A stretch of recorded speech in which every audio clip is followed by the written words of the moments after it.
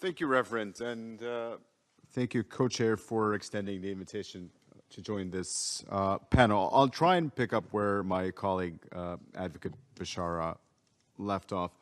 If there's anything that the events of the recent days and weeks in Gaza have reminded us, is that Palestinians experience, they are at risk of violence, forcible transfer, denial of access to livelihoods, essential services, and are in need of protection.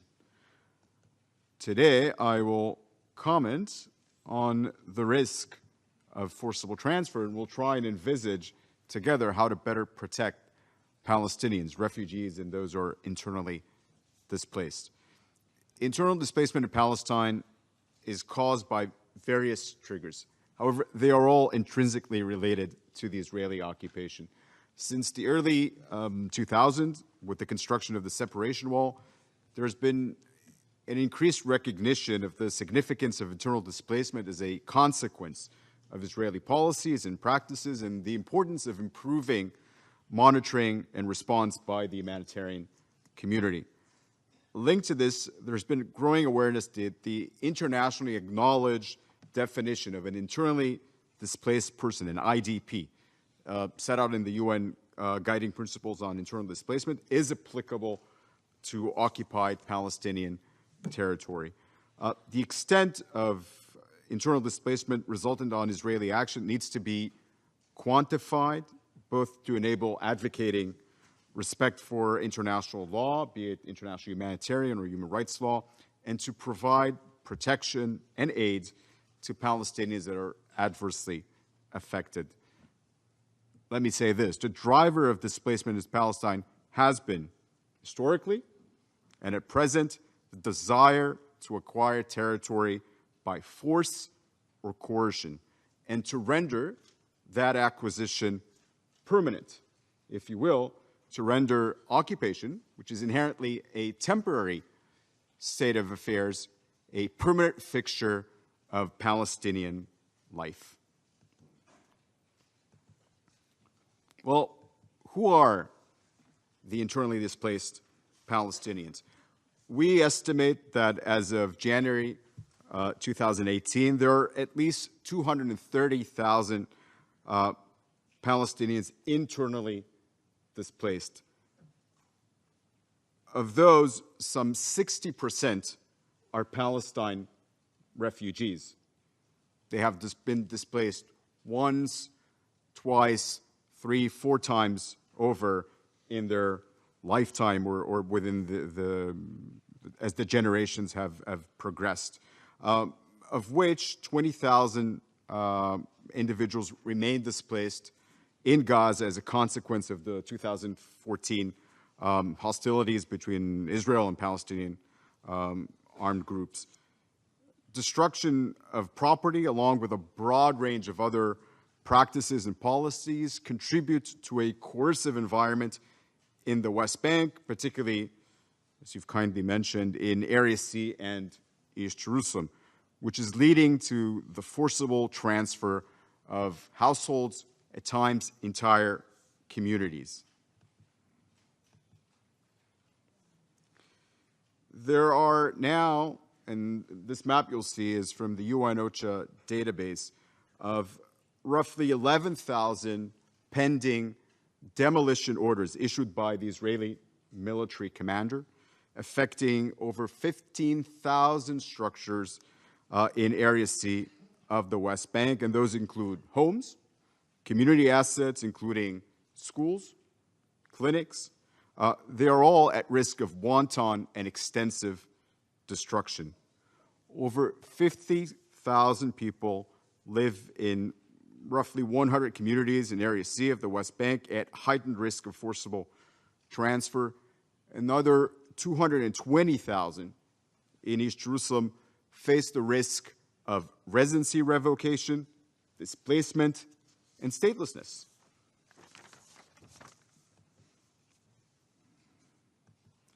Those that have been identified at particular risk are pastoralists and Bedouin communities living in areas under Israeli control in particular in the Jerusalem periphery.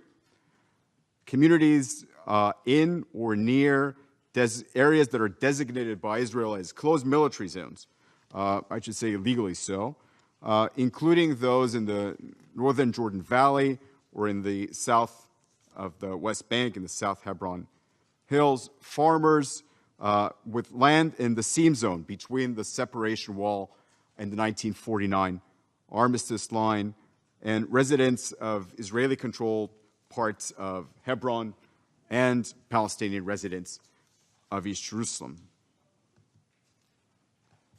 Many Palestinians throughout the West Bank, as I've said, are at risk of displacement and forcible transfer due to a coercive environment generated by deliberate, I stress, deliberate Israeli policies and practices. These practices, which include the destruction or threat of destruction of homes, schools, and livelihood-related structures due to the lack of building permits. Most of you would know these are impossible to obtain. Aggressive promotion of plans to forcibly relocate, forcibly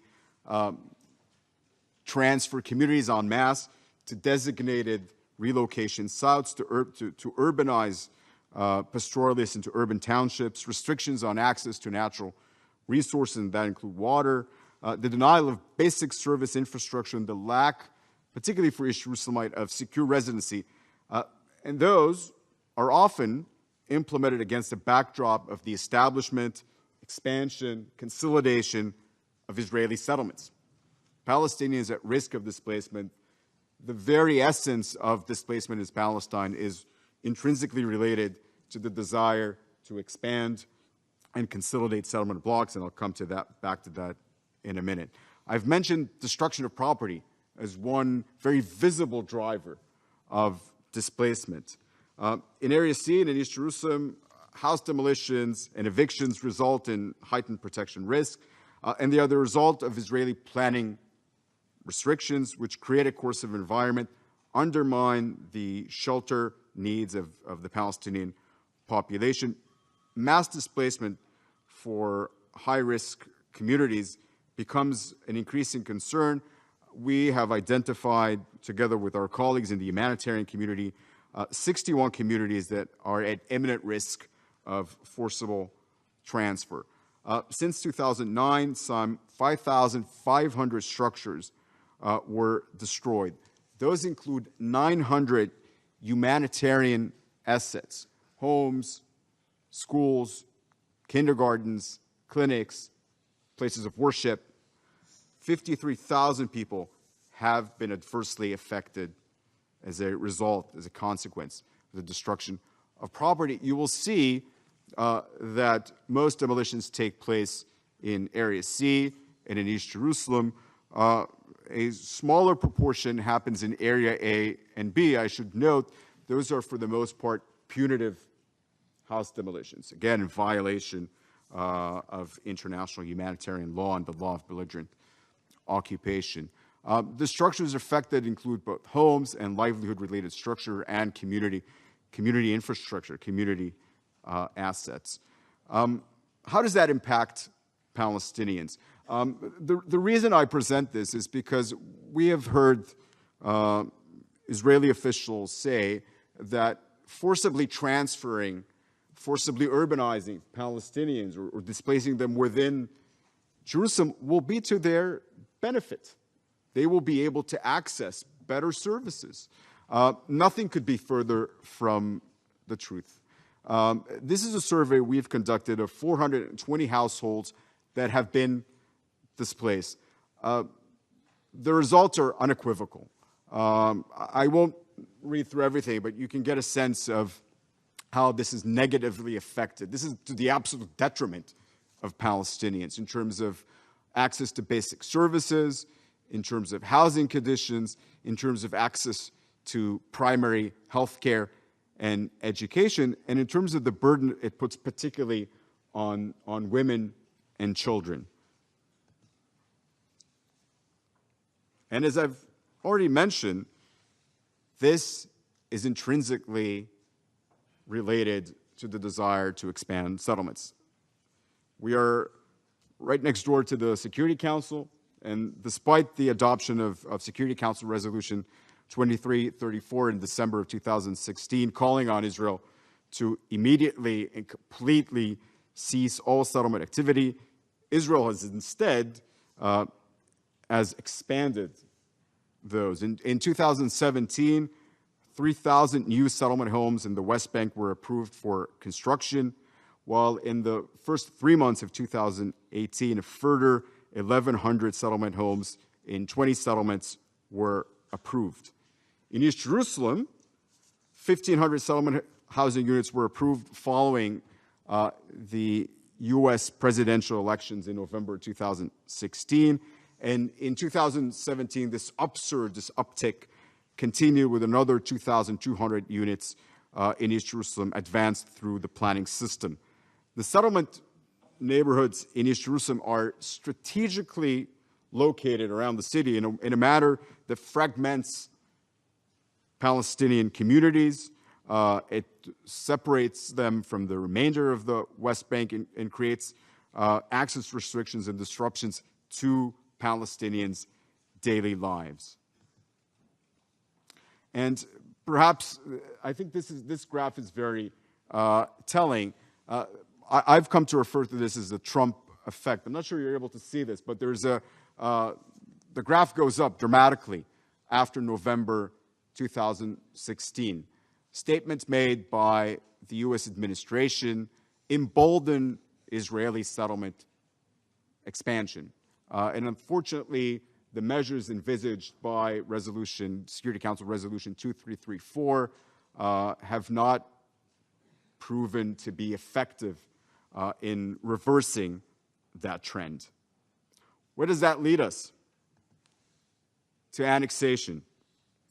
The unlawful annexation of East Jerusalem by Israel and the ensuing and continued exercise of Israeli authority there, despite the international community's condemnation, offers a compelling cautionary tale as to how annexation can severely impact the lives of Palestinians when it is not appropriately addressed and redressed. Further, the relocation of the U.S. Embassy, and we hear other diplomatic missions to Jerusalem in contravention of OP5 of Security Council Resolution 478, emboldens Israeli initiatives at annexing occupied Palestinian territory.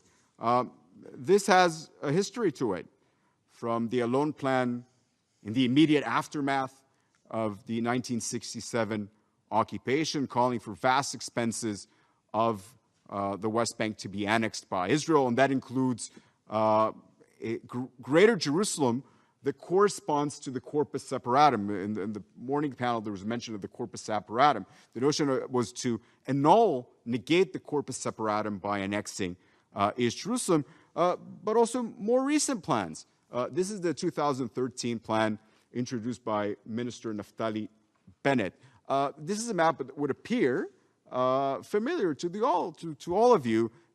It's area A, B, and C of the West Bank. If you look at the key carefully, you will see it reads area A and B, but then there is no area C. It just says full Israeli control. And that, together with increased political will within the Israeli government to push towards formal annexation of Area C, and Suhad was kind to mention this. There are currently 10 or 11 draft bills before Knesset looking at annexation of different settlement blocks. And these bills propose to apply Israeli legislation sovereignty directly onto the West Bank. I've gone through a bit of an exercise to map those settlements that are mentioned by name in those 10 draft bills.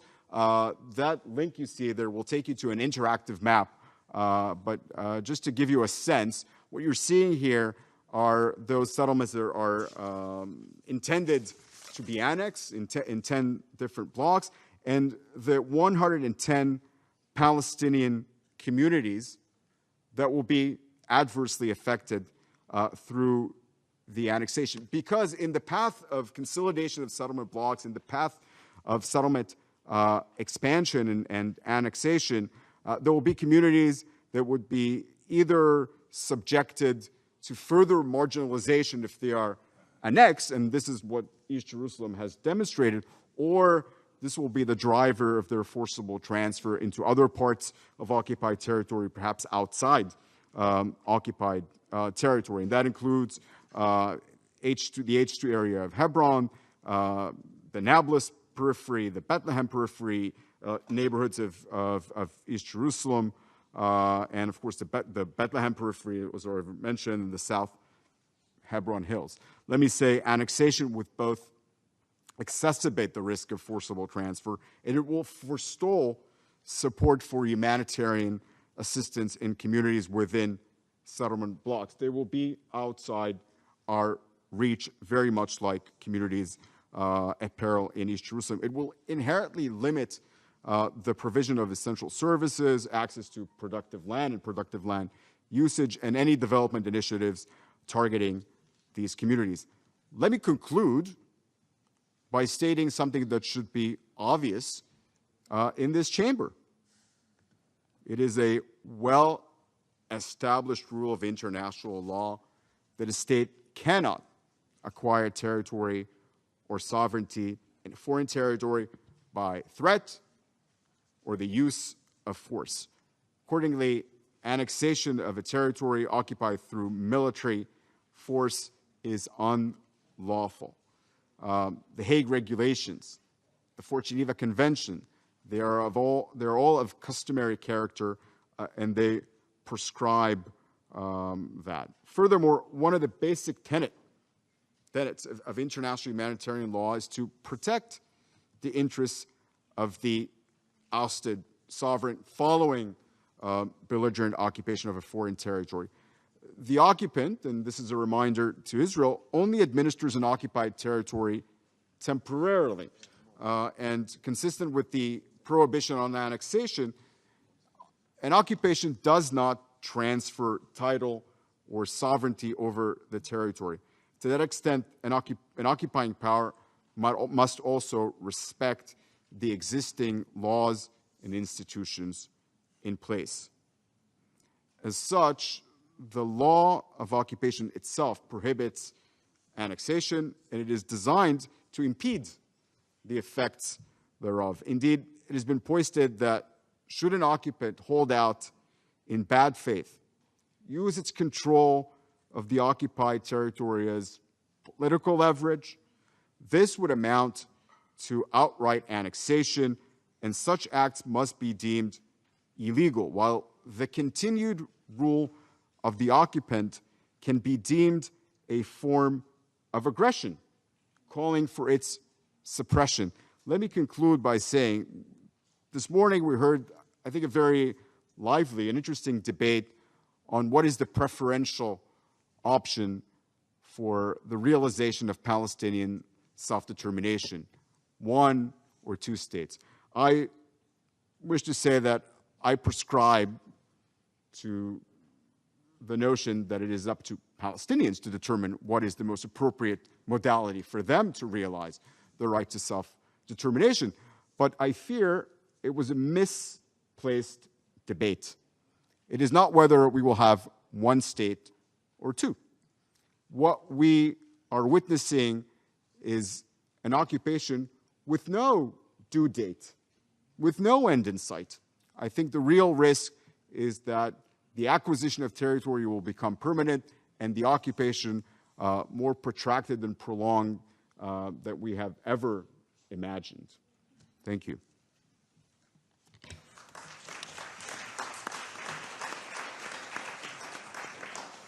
Thank you, Mr. Epstein.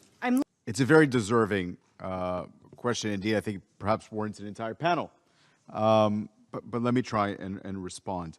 I think you're right in saying there is no such thing as a permanent occupation. I would subscribe to that view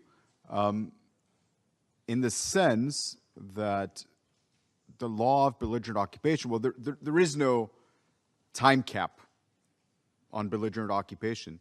That was never envisaged in drafting the Fourth Geneva Convention.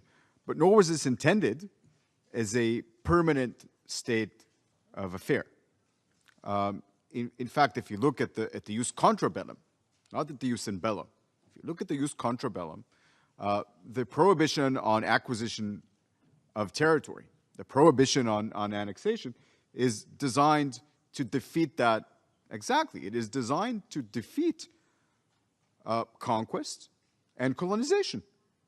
That is the purpose of that prohibition. Within international humanitarian law, you don't have that safeguard. So I would say, or I would argue, one way of looking at this is devising a test for a substantive cap on occupation. And I'm not saying something that hasn't been heard in these chambers before last year, and I think this was mentioned perhaps earlier today or as part of deliberations yesterday. The report by the UN Special Rapporteur on Human Rights in Occupied Palestinian Territory, Professor Link. And last year, he devised a test to define an illegal occupant.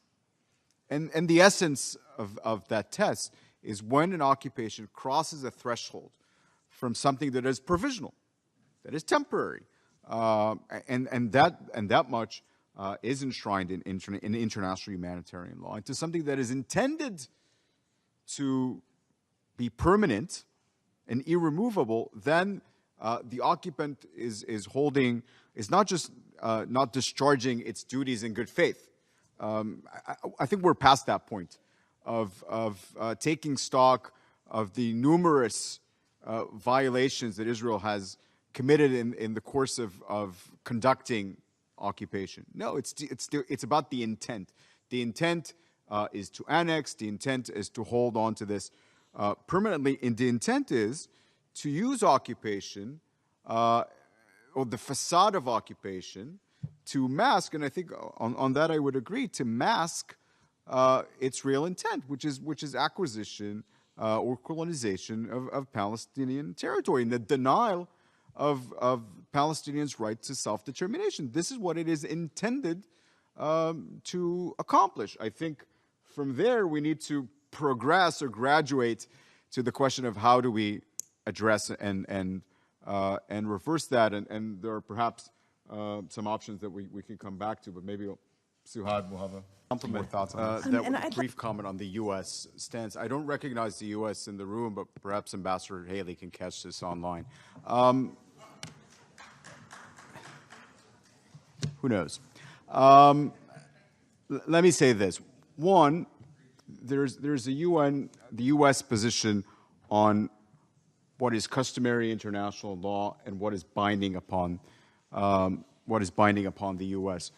Those of you who have been here for many years recall that when Ambassador Bolton served, he had a bit of a crusade to say that Security Council resolutions were not binding unless the text of the resolution reads that they were adopted under Chapter 7 of the UN Charter, and I think we can stack mile high the number of scholars that would say that it could say that, but doesn't have to say that for it to have normative and binding power, and the U.S., like all other member states, is bound by Security Council resolutions. And I think Ambassador Bolton has maintained his crusade in his current capacity.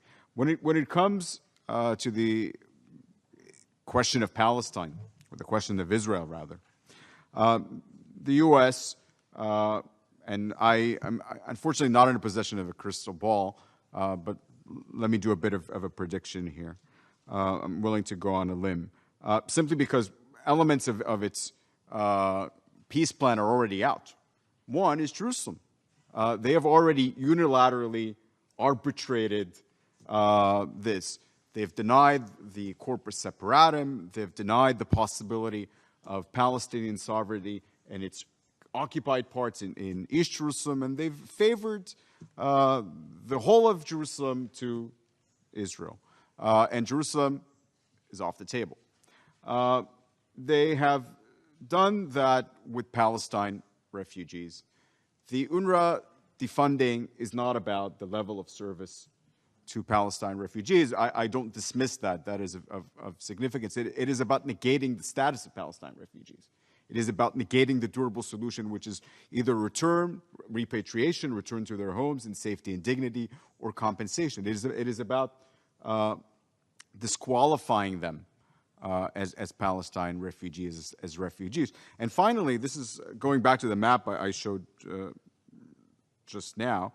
It is the recognition of Israeli annexation of settlement blocks, and this will come shortly.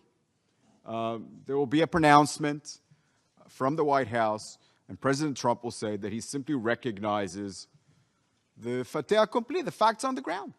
And the facts are that Israel, through its de facto practical measures of expanding settlements, of consolidating settlement blocks, through de jure legislative measures and initiatives, have already annexed 62% of the West Bank.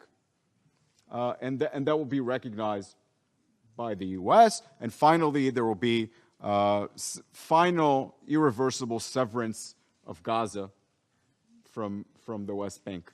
So in that sense, the U.S. will contribute to the permanency of Israeli domination, control, call it occupation or not. Let's work back from the end of occupation. What constitutes an end of occupation? One thing is that the withdrawal of foreign troops is insufficient to end occupation.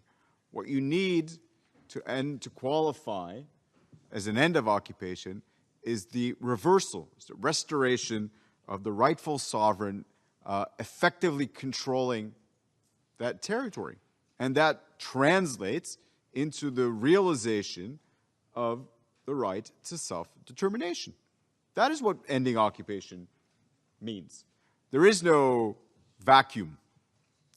So I would certainly prescribe to what Ambassador Mansour has said. In terms of an ICJ advisory or the possibility of an ICJ advisory opinion, I agree, and this has a bit of a legacy with Mr. Dugard and with Professor Falk, and more recently with Professor Link and other scholars that have looked at this. I believe the essence of this is looking, it's a two-pronged approach. One is looking at the excess or the abuses of occupation. Israeli occupation is an abusive occupation, not in line with the duties that are prescribed by the law of occupation. Its prolongation speaks to the intent, speaks to the intent to transform it into a form of aggression, of conquest. And I think this should probably constitute part of the question referred to the ICJ, in at least in theory. Is it an occupation that has somehow metastasized into a form of aggression? But I don't think we should stop there.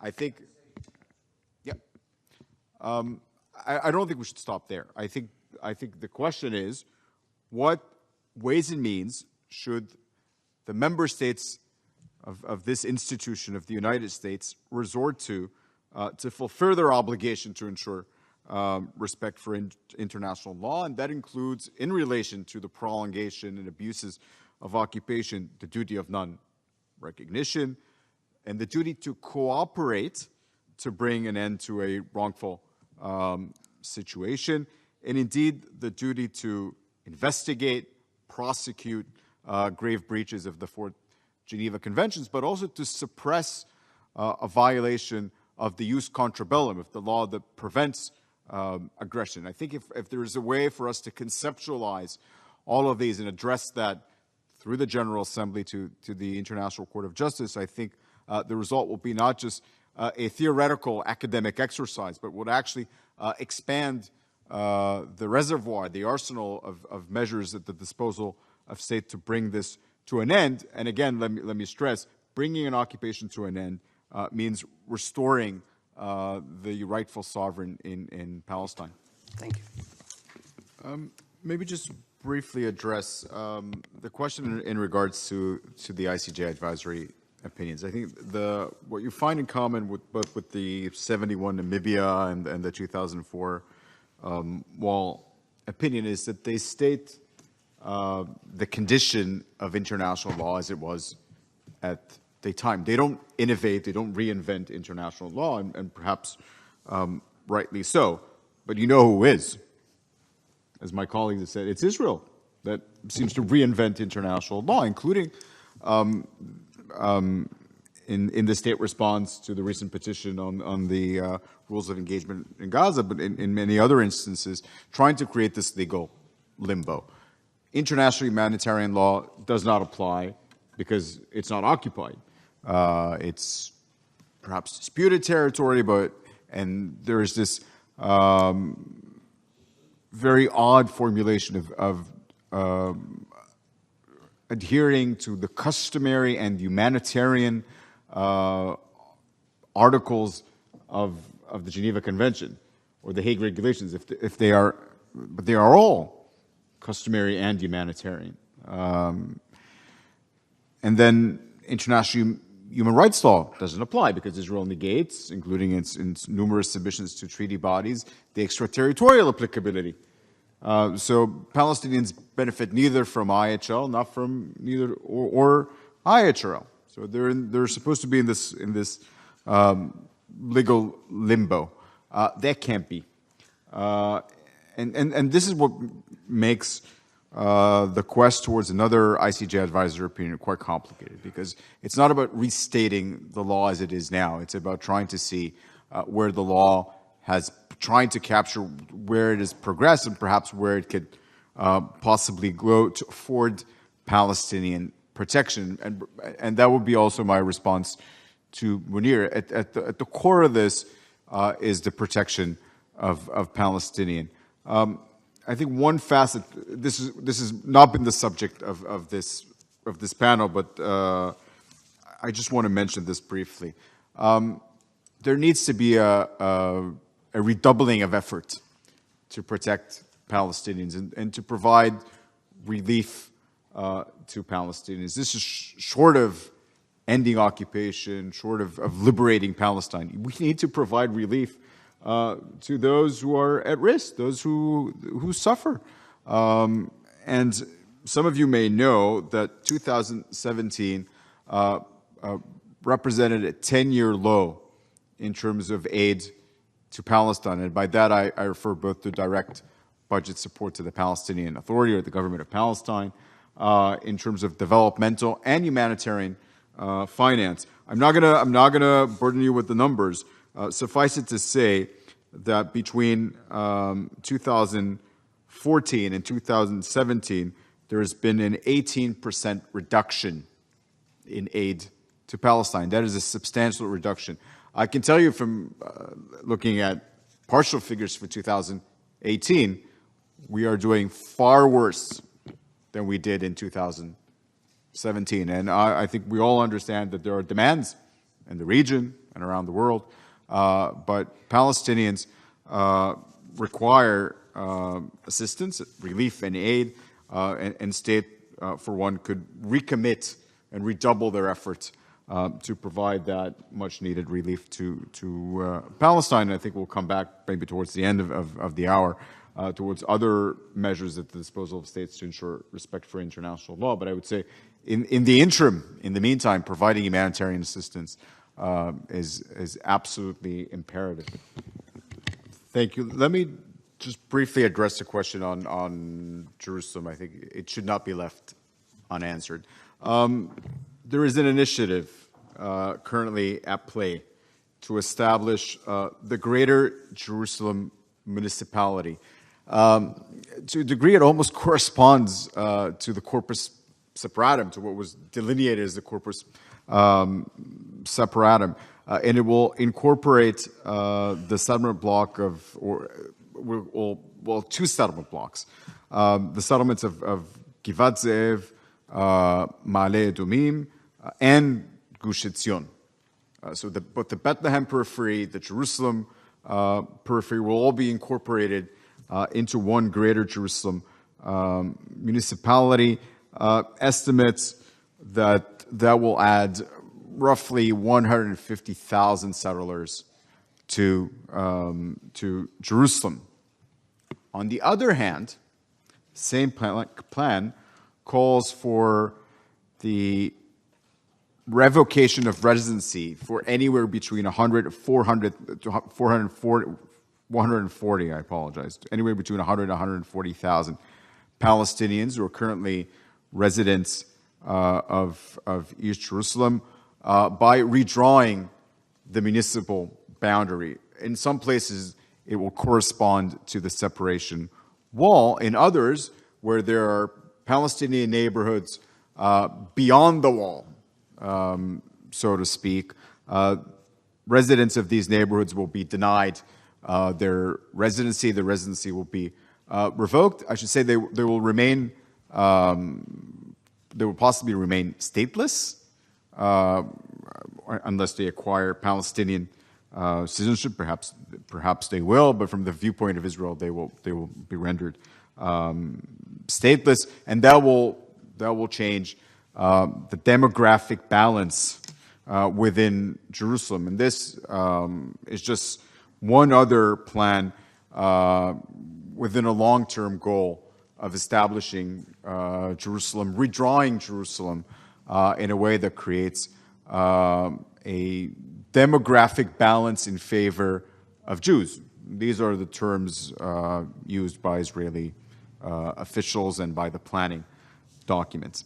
And I think, those will be my closing remarks, I think this is part of an overall negative trajectory. I want to say once more, the obligation is first and foremost on Israel as the occupying power. Israel has an obligation to conduct occupation in line with international law and bring occupation to an end. That is an Israeli obligation. But that does not relieve the rest of us in this room from taking action to ensure respect for international law as an obligation of conduct or means. And let me give a few tangible ideas. One that I've referred to in my previous comment is ensuring support for aid to Palestine. I think that is a testament and a measurement of it goes well beyond solidarity with the Palestinian people. It affords them protection. But member states may and should consider other measures to ensure respect for international law, particularly when there's a deliberate attempt to negate the distinction between what is sovereign Israeli territory and what is occupied Palestinian territory. One way of doing this, and this is in line with Security Council Resolution 2334, its operative paragraph 5 that calls on respecting that principle of distinction, and its operative paragraph 11 that looks or instructs states to look at measures to ensure respect. I think there's interest in not just resorting to these measures, but reporting on these measures and creating in these halls a positive momentum, reversing the tides of this disregard to international law. I think there needs to be a demonstration that international law, previous or past resolutions of the Security Council, of the General Assembly, do matter.